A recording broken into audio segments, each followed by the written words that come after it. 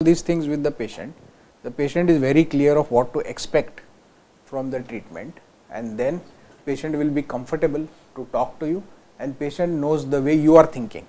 So, you think in the same way as the patient. Next we go on to patient selection.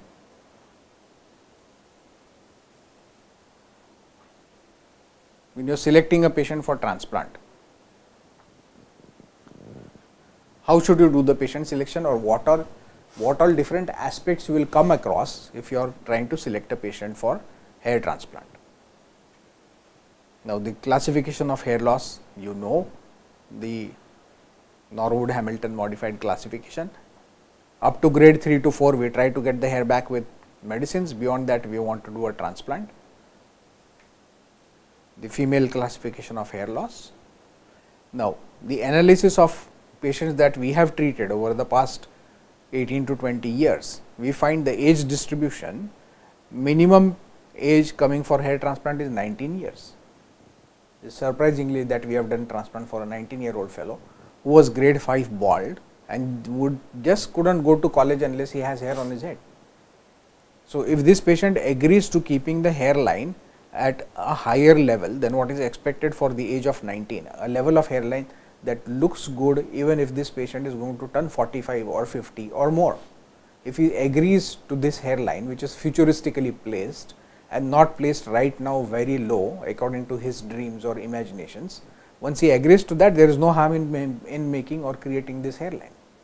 At least he will have some hair on his head and he is not being called bald. He looks like a person with a broad forehead, but not completely bald.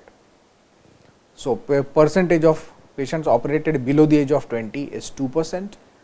Majority of the patients are between the age group of 41 to 30, and the second large age group, if you combine this together, is between 31 to 40. So, if you combine 21 to 30 and 31 to 40, you have the major percentage of hair loss patients coming for a transplant falling in this age group.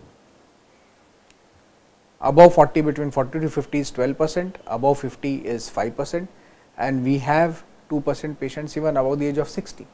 Even at that age, if you are active, if you are working, you would like to have your hair back. That is one thing you lost in life and you could never get back. So, if you have a method of getting your hair back, even at that age you would want your hair back. The highest age we have operated is 74. Now, incidence of hair transplants that is being done according to the grade of hair loss. So, grade 1 and 2 nil, grade 3 there are 3% patients who have operated who are in grade 3.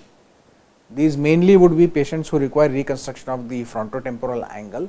Rest of the hairline is dense, looks young, is good, but frontotemporal recession is what needs to be corrected.